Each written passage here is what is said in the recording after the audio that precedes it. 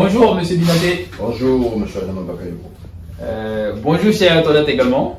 Donc je suis Adama Bakayoko. Je suis associé gérant chez BHM Consulting, un cabinet d'expertise en qualité sécurité environnement et en ingénierie également. D'accord. Nous vous accompagnons dans tous vos projets, notamment d'études d'impact environnemental, donc d'études danger, aussi de certification, mais surtout au niveau des formations, donc pour toute personne désirée donc d'améliorer donc notamment ses compétences en la matière. Donc aujourd'hui nous avons l'honneur donc de recevoir M. Binaté Moussa, qui est un spécialiste, un expert donc dans le domaine de santé, sécurité, environnement, de la qualité, mais aussi de l'environnement, qui aujourd'hui donc va nous partager notamment son expérience en ce qui concerne la prévention donc sur son lieu de travail.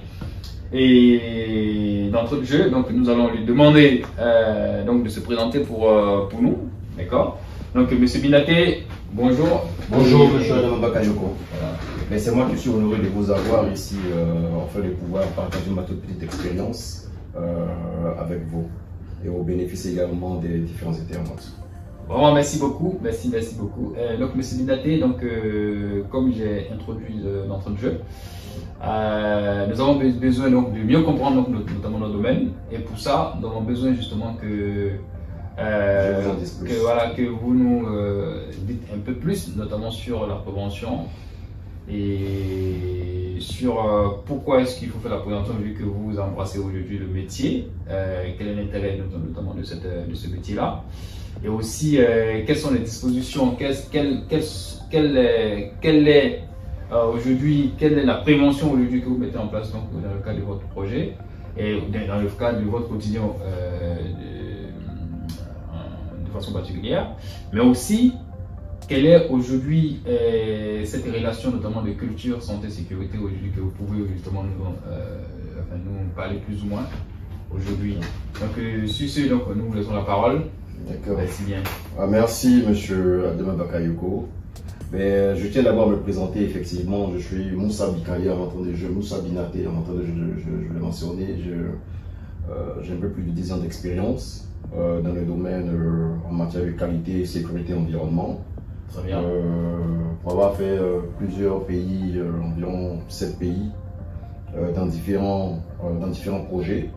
Différents projets, des projets d'infrastructure routière, projets de centrales thermiques, projets de bâtiments, etc. Tout ça. De routes également. Voilà, de routes, etc. Tout ça. Ok, voilà. très bien.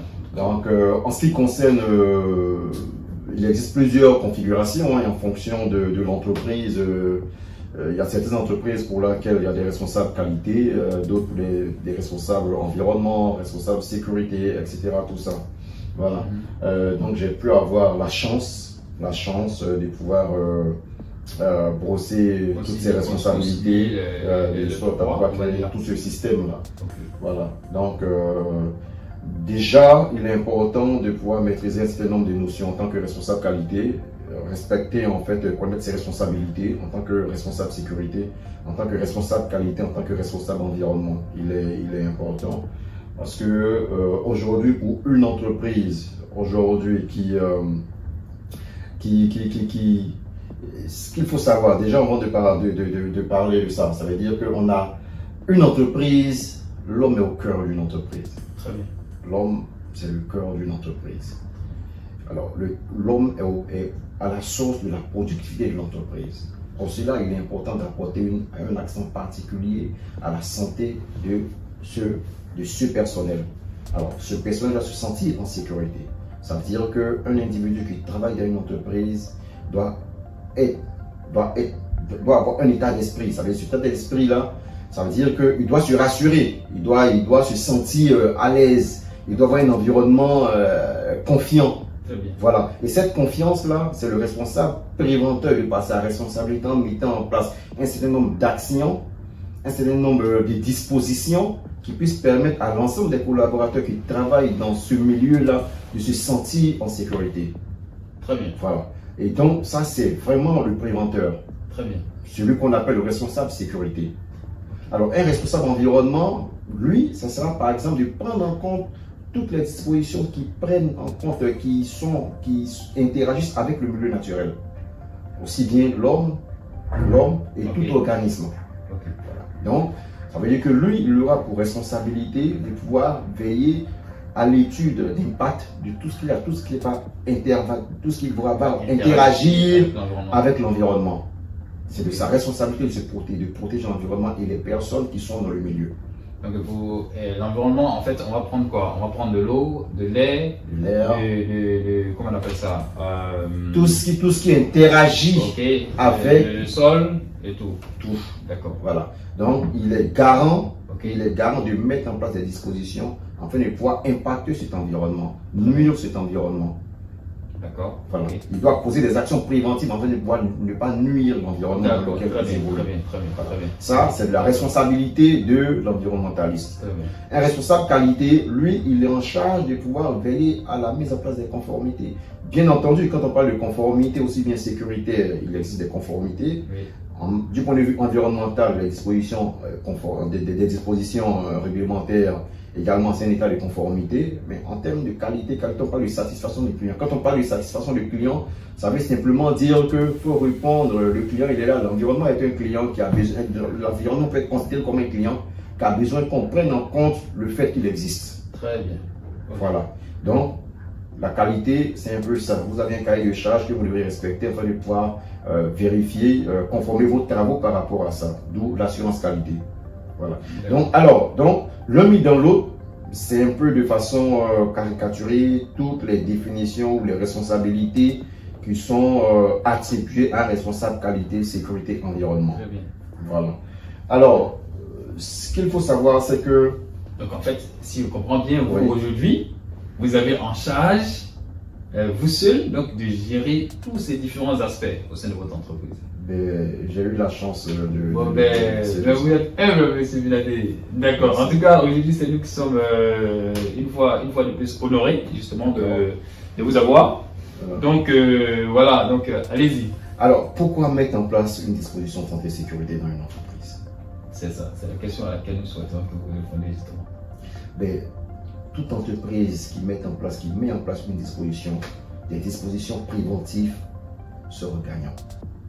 Mais écoutez, M. Bakayoko, alors nous avons une étude, par exemple, de l'Organisation internationale de la santé, l'Organisation internationale du travail, qui est une entité de l'ONU, qui aujourd'hui, pour tous les pays attributaires qui font partie de l'OIT, aujourd'hui, il y a une disposition légale et réglementaire qui est mise en place. Pourquoi? Parce qu'il y a eu des chiffres qui sont ressortis. Alors, quand nous parlons des chiffres, nous parlons par exemple de environ 2 700 millions. 2,7 millions. Ok, 2,7 millions d'accidents mortels. Ok, très bien. 2,7 millions d'accidents mortels par an. Très bien. Dans les 2,7 millions d'habitants, 2,7 d'accidents mortels, on a 2,4 millions qui sont dus aux accidents professionnels, aux maladies professionnelles. Maladies professionnelles. D'accord, très bien. Alors, vous avez environ 160 millions d'accidents. Ça veut dire que vous avez environ, vous avez 270 millions. Vous avez 270 millions d'accidents graves. Énorme. D'accidents graves et environ 160 millions d'accidents dus aux maladies professionnelles. D'accord, très bien. Vous comprenez? Si. Et tout ça caricaturé par 4,1, ça veut dire qu'en termes de dépenses qu'on introduit dedans, on a environ 4% du PIB mondial par an. D'accord, qui rentre en fait dans la gestion des accidents. Très bien. Le coût, il est énorme. Oui. PIB, produit intérieur brut. 4%. Je rappelle que le PIB, c'est un indicateur qui permet de pouvoir mesurer, qui permet de quantifier de façon comptable ou bien de façon financière, en termes de quantité, en fait, qui permet de pouvoir, de quantifier en fait une activité. D'accord. Très bien. C'est ça en fait. Donc, le mis dans l'eau, c'est énorme. Donc aujourd'hui, voir une entreprise, nous avons une entreprise aujourd'hui qui est installée, qui aujourd'hui n'investit pas dans la prévention, mais va simplement enregistrer des accidents mortels, des accidents graves, des maladies professionnelles, et elle-même va se voir lorsque tout cet investissement qui sera mis dans tous ces cas d'accident, c'est une perte pour l'entreprise. Il est mieux de pouvoir prévenir en mettant en place, en investissant dans la prévention, au lieu d'enregistrer ces cas d'accident. Ça, c'est très important. Voilà. Parce que nous générons des coûts directs et des coûts indirects par rapport à ça. Lorsqu'il y a un événement, lorsqu'il y a un événement indésirable, nous avons tous des accidents. Voilà. D'accord. Et donc, je pense que c'est un aspect bénéfique. C'est un aspect bénéfique pour les entreprises de disposer, de mettre en place des dispositions. De mettre en place des dispositions. Mais comment, à quel moment on sait que les dispositions qu'on met en place, ne sont pas suffisantes? Alors, mais c'est simple. Ok. Lorsque vous enregistrez des accidents, oui. Donc automatiquement. Automatiquement, vous devrez savoir qu'il y a des limites dans votre fonctionnement. D'accord. Il est important de s'asseoir, réfléchir, mais qu'est-ce qui n'a pas marché? D'accord, très bien. Et tout part, oui. Mais est-ce qu'éventuellement, il y a, je vais dire, des qualificatifs qu'on pourrait donner à l'entreprise, suivant, en fonction notamment de son organisation. Mais bien sûr, en fait, il y a ce qu'on appelle l'aspect culture sécurité. D'accord, d'accord. Voilà, l'aspect culture sécurité, c'est comment est-ce que je veux dire, c'est un état d'esprit aussi. Okay. La culture d'esprit, c'est s'accaparer. C'est que qu'est-ce que tu penses de la sécurité? C'est ta pensée, ton implication par rapport à la sécurité. D'accord. C'est ça la culture sécurité. Okay. Alors, déjà ça, les entreprises, on les évalue facilement par rapport à ça. Ok. Voilà.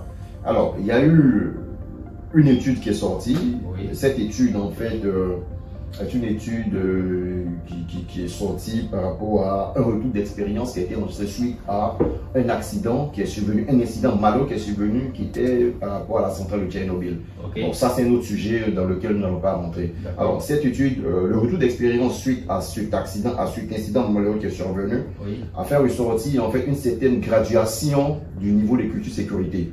D'accord. Voilà, des différentes entreprises. Alors, on en a 5. Okay. Dans ces 5, en fait, nous avons un premier niveau. Ce premier niveau, c'est le niveau pathologique. C'est le niveau pathologique.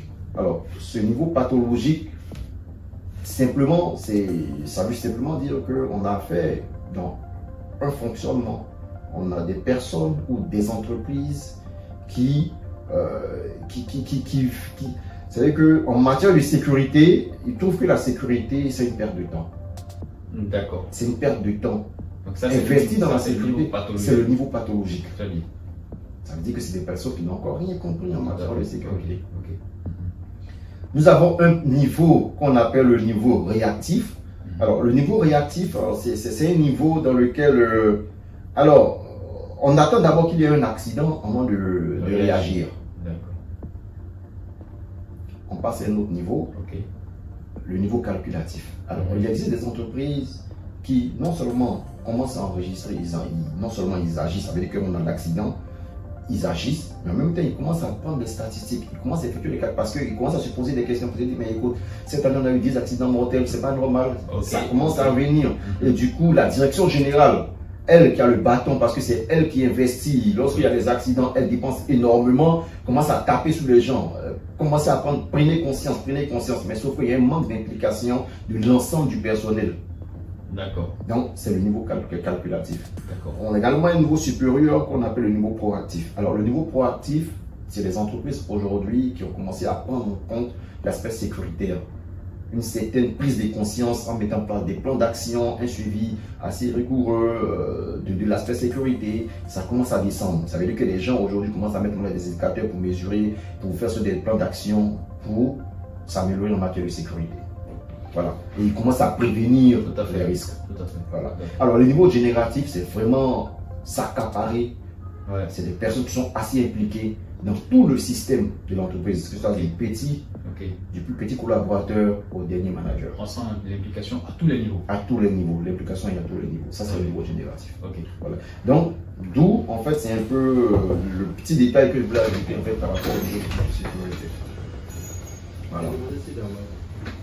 Donc en fait, si je veux bien comprendre, alors, ça veut dire que moi, si je suis un jeune responsable à chez eux, d'accord, à qui on a confié donc, la responsabilité notamment de mettre en place et de suivre donc, un nouveau système.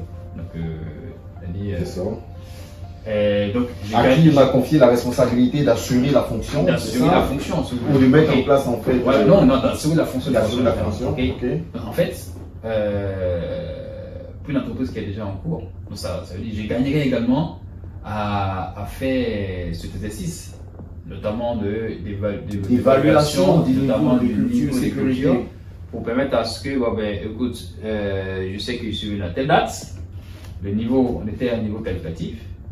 C'est cela. Et bon, ben, aujourd'hui, c'est-à-dire au bout d'un an, au bout d'un mois, on passe à un nouveau niveau. Bon ben, ok, bon ben, très bien. Je pense que c'est. En tout cas, merci beaucoup.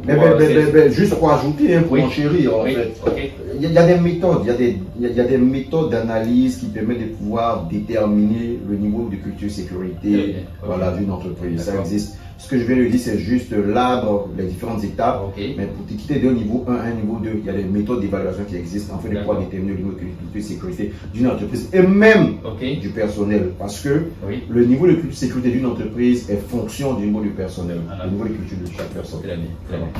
Merci, c'est ça. Vraiment, merci beaucoup pour cette étape en fait qui nous a parlé de l'enjeu, notamment humain, donc de la prévention. L'homme étant au cœur de tout ça et en tant que tel, pour des conséquences aussi énormes en termes de nombre d'accidents par an, donc d'après l'OIT. Donc je suppose que l'OIT a alors mis en place un certain nombre de dispositions. Oui, d'ailleurs, lorsque j'oubliais, je voulais parler en fait de la disposition légale en fait qui est ressortie en fait par l'OIT. Voilà, à travers la convention 155 de la recommandation 165. Voilà, de la convention 144, la convention 144 et la recommandation 165. Je pense qu'à ce niveau-là, je crois que ça doit être la C155. Donc la convention 155 et la recommandation 164. 164, bon. On va vérifier à notre niveau. Voilà, qui demande que toutes les entreprises sont tenues de mettre en place, toutes les dispositions, toutes les dispositions préventives afin de pouvoir assurer la santé et la sécurité de le personnel. D'accord, ok. Et donc, là aujourd'hui, donc nous, avec mes amis internautes, donc on sait plus ou moins les enjeux humains et un peu aussi enjeux économiques, plus ou moins, d'accord.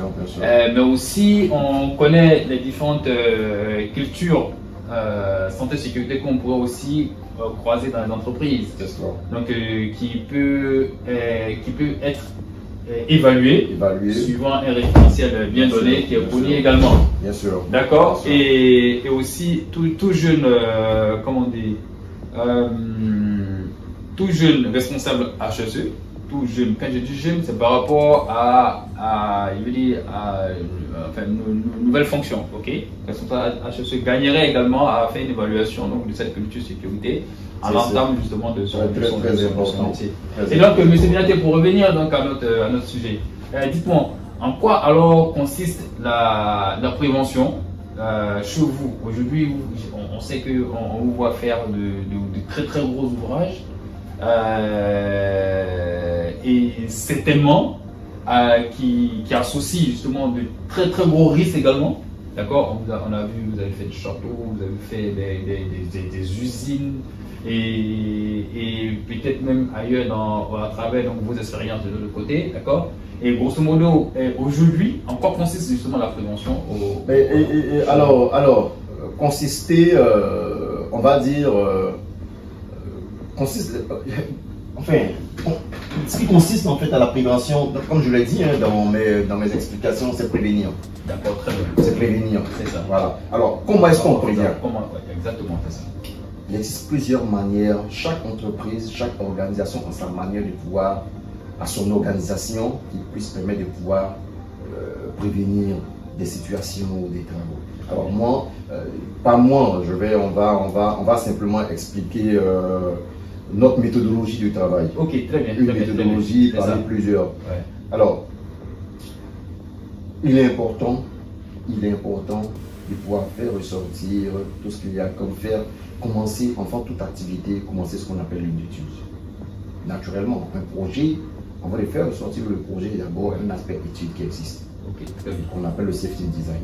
D'accord. En fait, si je veux bien comprendre, excusez-moi, Oui. en fait, dans la phase conception même du projet, c'est-à-dire que vous aujourd'hui, donc déjà à la phase de conception du projet, il est important d'intégrer l'aspect sécuritaire en phase de conception. Parce que si ce n'est pas fait, ça vous rattrape à la fin. D'accord. Et puis ça engendre notamment des coûts. Des coûts, naturellement. Très bien, très bien. Et d'ailleurs, ça crée même, ça peut être des sujets d'accidents, des situations indésirables à la fin. Parce que c'est des aspects qui ne sont pas pris en compte. Ça rentre carrément dans le cadre de la planification. Très bien, très bien. Il est important de planifier. Ok. Pour planifier. C'est un peu comme la roue de 10 minutes. En effet. D'accord. C'est pareil. Ok. Plan to check act. Ok. Alors, donc ici, la phase d'étude, vous planifiez déjà. Ok. À travers les études, vous faites ressortir les risques qui sont liés à votre activité. Ok. Parce que, en identifiant les risques à certains aspects, peut permettre même de reconsidérer l'étude du projet. Très bien. Parce que vous vous êtes rendu compte que ici, voici les aspects sécuritaires qu'il faut mettre en place. Parce que le patient peut être exposé à ceci, à cela, etc. Donc, qu'est-ce qu'on fait par rapport à ça? S'il n'y a pas de solution, on redimensionne le projet. Très bien. Merci pour ce classement. Donc, vous avez dit qu'à cette étape-là, vous avez, comment on appelle ça? On intègre les aspects sécuritaires. On appelle, vous avez dit, le safety design. Safety design. Ça, c'est le safety design. Ok, donc à la sécurité dès la conception. C'est cela. Très bien. Donc, c'est la sécurité dès la conception. Ok. Alors, lorsque vous finissez cette étape, ok, vous partez à l'élaboration des procédures.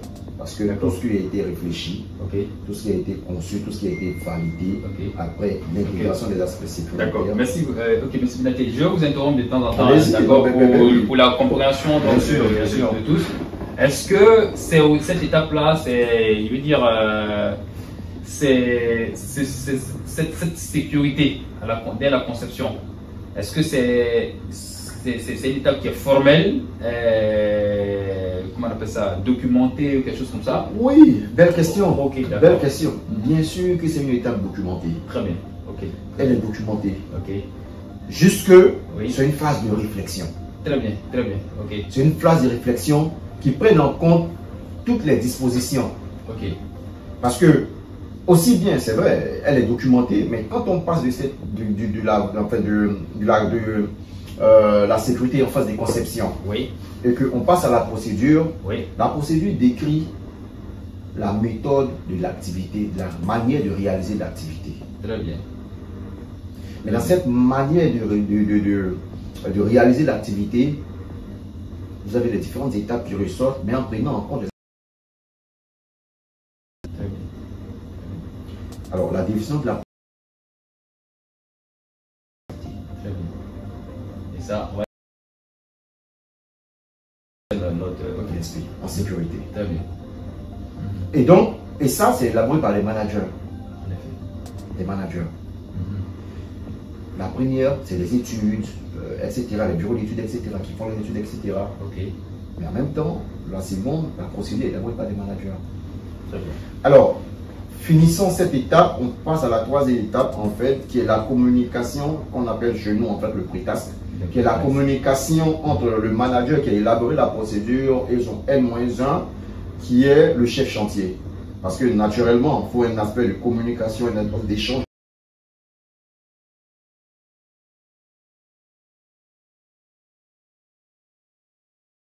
Un partage d'objectifs permet de pouvoir avoir un meilleur rendu. On est d'accord.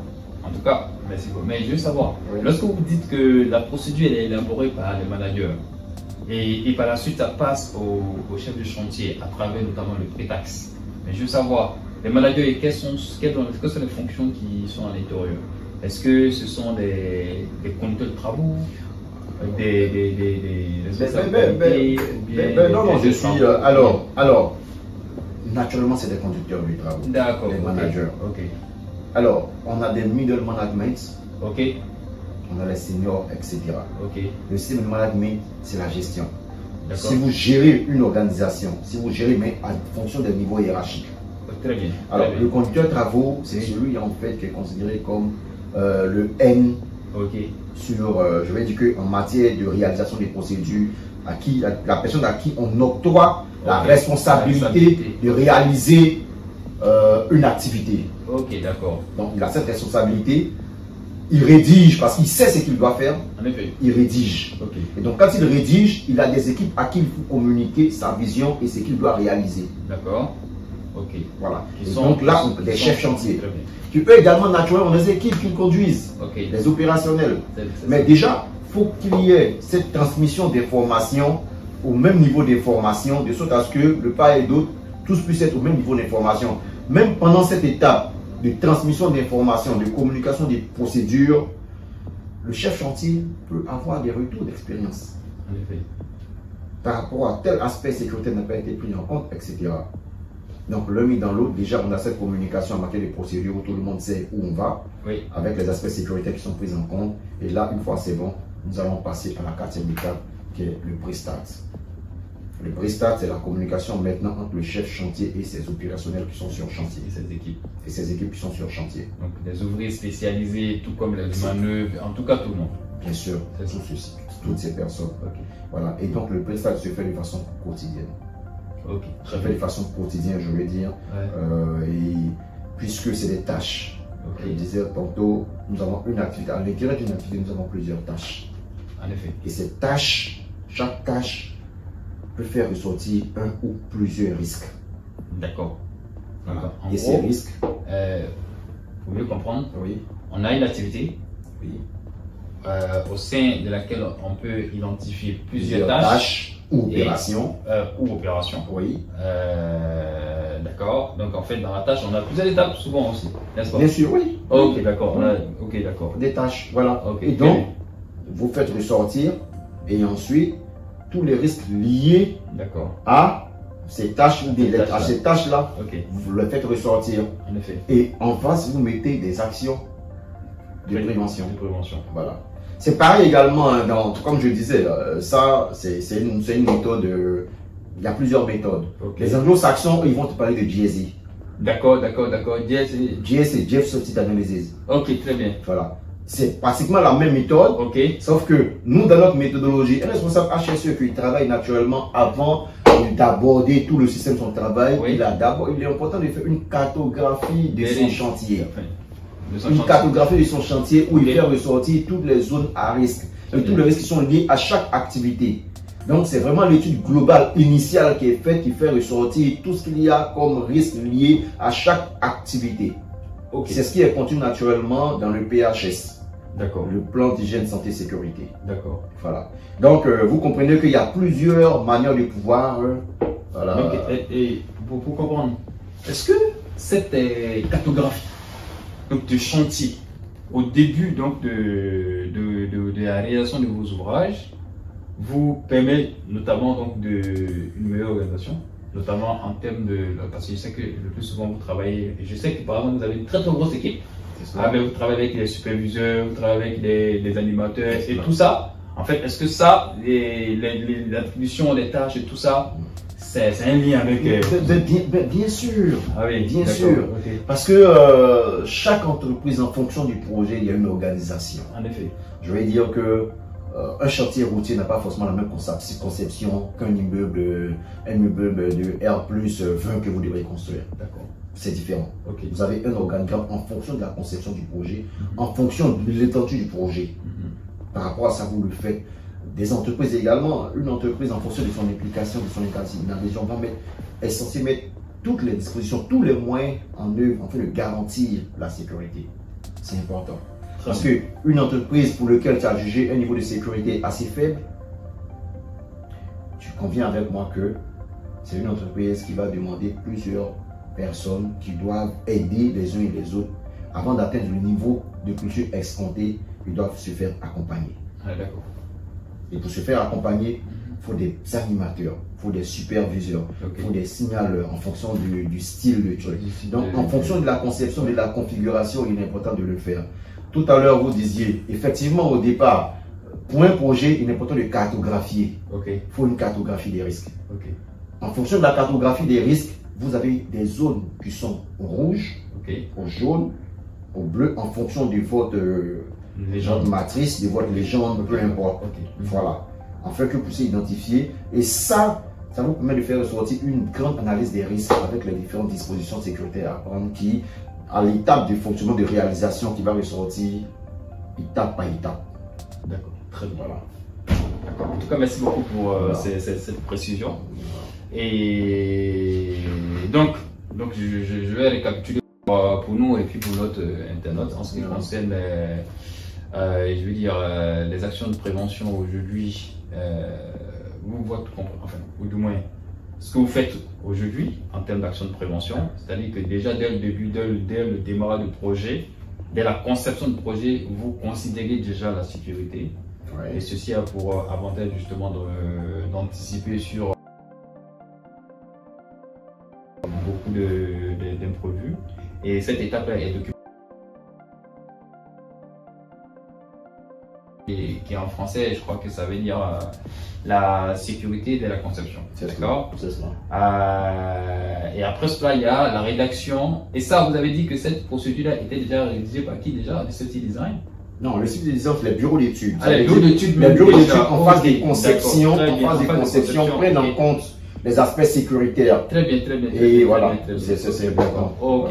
Donc, à l'étape maintenant, en fait, est-ce que, je veux savoir, donc ces données-là sont remises, ou du moins remises à l'encadrement du manager pour la réalisation du projet, qui sont désignés pour la réalisation du projet, afin qu'ils puissent prendre en compte et établir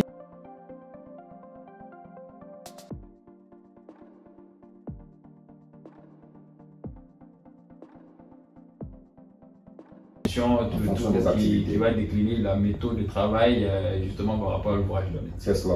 Et à la suite de ça, ce même manager va communiquer. Donc vous avez dit que ça va communiquer à travers un document également qu'on a appelé un prétaxe. Un prétaxe. Mais communiquer à ses chefs chantiers. C'est ça. D'accord. Mais qui rédige ce document-là? Mais ce document-là, c'est un document qui est fait de façon... En réalité, alors un document, c'est plutôt, on va dire, c'est plutôt une transmission d'informations. D'accord. Une communication qui se fait. Alors, l'aspect documentaire vient pour une question d'audit, de communication, de formalisation.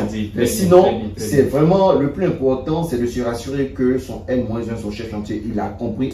Il sait exactement ce qu'il a fait, avec quels moyens, avec dans quel temps, tout le reste. Et lui, à son niveau, à travers un autre outil, apparemment, c'est cela, d'accord, le Prestat, donc va communiquer à ses collaborateurs. C'est cela. Afin que ceux-ci comprennent mieux le travail, chacun sait ce qu'il a à faire, quand il faut le faire et comment il faut le faire. C'est cela. Et quels sont les risques éventuellement qui sont liés et les mesures de prévention qui sont identifiées. C'est cela. Bon, ben, très bien, oui. Je pense que c'est clair pour vous, pour moi également. Est-ce que c'est fini? Ben non, mais je pense que ce que j'ai expliqué tout à l'heure, c'était dans le domaine de la prévention. D'accord. La prévention. Très bien. Alors, c'est pareil également dans le volet qualité et environnement. Très bien. Donc, je pense que chaque on ne pourra pas tout étaler. Tout étaler, parce que c'est pareil. Voilà, c'est la même démarche. Il faut toujours planifier. Voilà, c'est comme je dis, c'est le PDCA. Très bien. Donc, le PDCA, entendez par là, je crois, plan, do, check and act. Donc, planifier, faire et vérifier. C'est cela. Et puis aussi agir ou améliorer dans le but justement d'étendre vers la perfection. C'est cela. Entre guillemets, d'accord.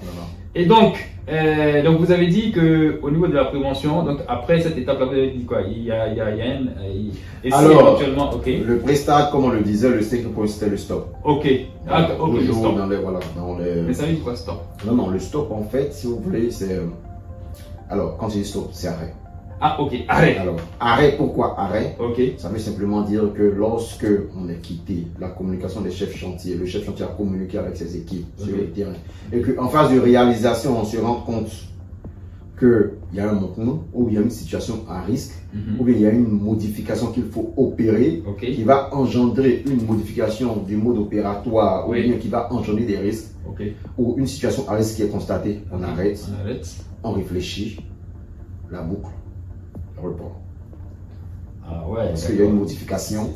Cette modification peut apporter d'autres situations à risque, peut, s'il y a lieu encore de réanalyser la situation, remettre en place des dispositions préventives, etc. À cet instant, vous refaites la boucle. Bon ben, vraiment merci beaucoup pour ce partage d'expérience. Je pense que... Mais là, écoutez, ce sont des étapes, hein. Est-ce que ça marche? Alors, belle question. Ok. Alors, nous avons parlé de culture sécurité. Très bien. Alors, la culture sécurité, vous allez voir que c'est une quête de performance, c'est une quête d'amélioration. D'accord. Nous sommes dans une dynamique d'amélioration. Très bien. Alors, ces 5 étapes, nous on les appelle les 5 étapes clés de la réalisation de nos projets. Très bien. Ce que nous voulons d'expliquer. Ok. Alors, 5 étapes clés de la réalisation de nos projets, ça veut dire quoi pour nous? Quand on respecte normalement ces 5 étapes clés, nos statistiques en matière de sécurité doivent être meilleures. C'est ça, c'est ça. Doivent être meilleures. Ok. Mais là, ça passe par l'implication en matière de sécurité, ça passe par la culture en matière de sécurité, ça passe de... C'est un état d'esprit. C'est ce qu'on c'est ce qu'on disait tout à l'heure. Voilà. Donc, vous comprenez que la dernière étape du pré-start à effectuer et au stop, ce passage, tout le monde doit être capable de dire non, là on n'est pas bon, on arrête. D'accord, très bien. Et ça, c'est un défi majeur. D'accord. C'est un défi majeur. Je comprends. Ça demande de l'implication à tous les niveaux. À tous les niveaux. Alors, c'est vrai, il existe toujours des situations à risque. Nous enregistrons tant bien que mal également des événements indésirables sur chantier. Là, mais la mise en place de ce système, quand il est suivi comme on veut, on souhaite, ça devrait améliorer nos statistiques en matière de sécurité. Très bien. En tout cas, merci beaucoup. Et là, j'ai constaté aussi que vous, malgré que il y a peut-être souvent des événements, des petits incidents, des petits, je dis, même des situations à risque, j'ai constaté que vous analysez tout ça. Mais dans quel but? Oui, l'idée c'est que nous sommes, c'est la quête de la performance. D'accord, très bien. Nous sommes toujours en démarche, nous sommes dans une dynamique d'amélioration continue.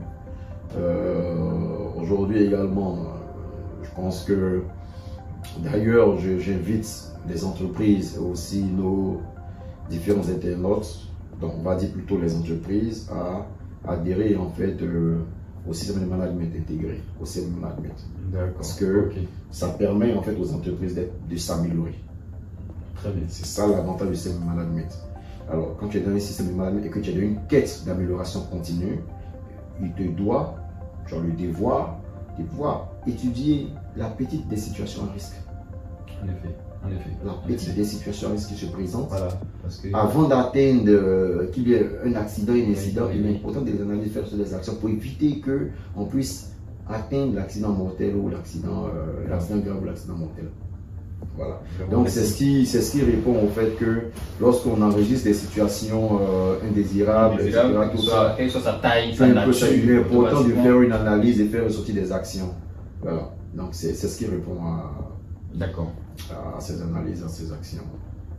Voilà. En tout cas, bon ben, écoutez, merci beaucoup. Mais comment on fait pour devenir responsable social?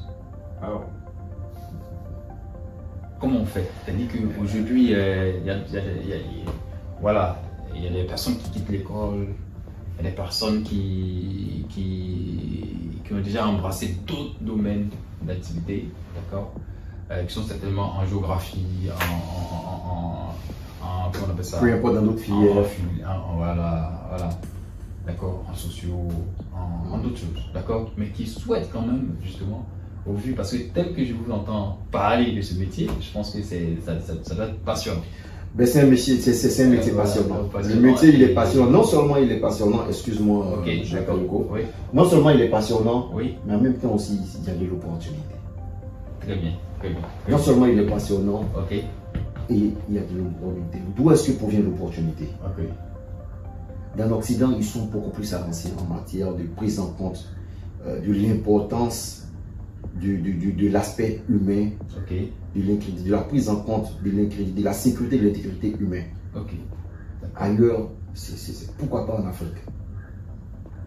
Pourquoi pas en Afrique?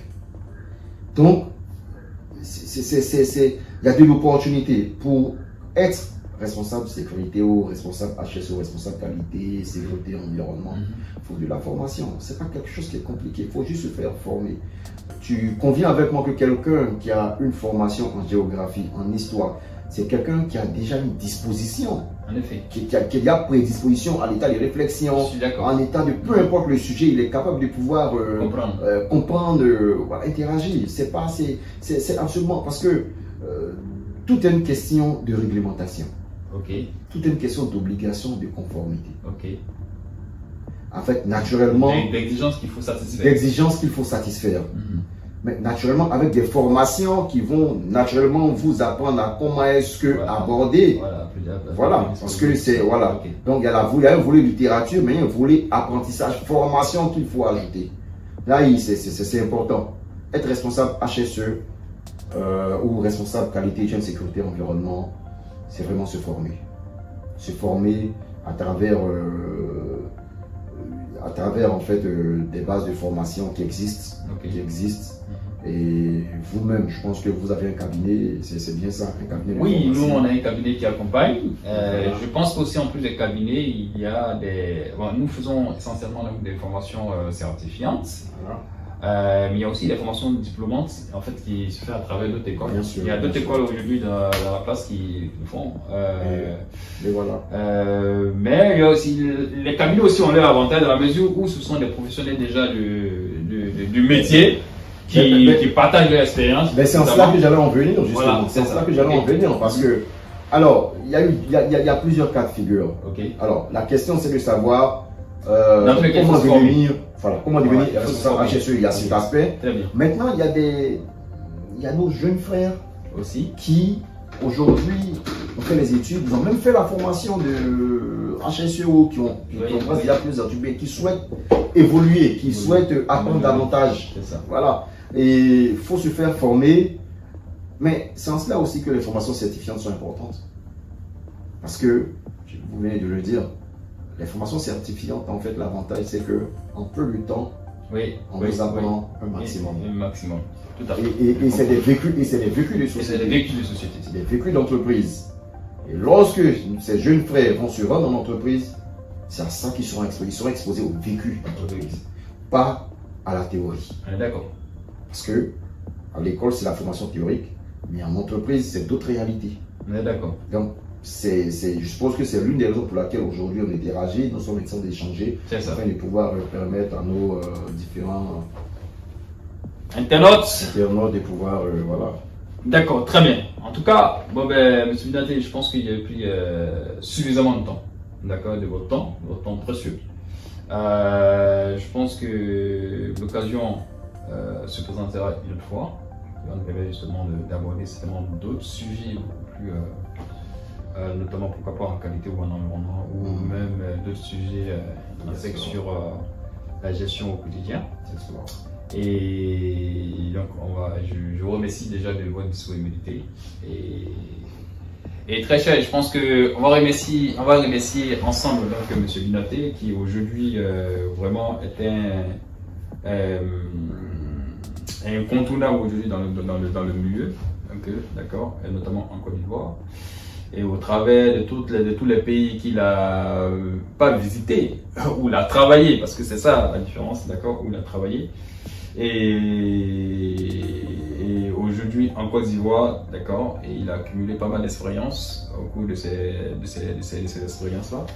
Et donc du coup, aujourd'hui, ça a été vraiment un honneur pour nous donc de l'interviewer. Donc je pense que on va vous partager donc ce contenu-là pour que si éventuellement vous avez des questions, si quelqu'un envisage éventuellement donc de rencontrer également pour d'autres conseils, bon ben nous serons là pour établir le lien, d'accord? Voilà, donc si ce, on vous remercie et à très bientôt. Donc Monsieur Binaté, allez, merci, merci, à très bientôt.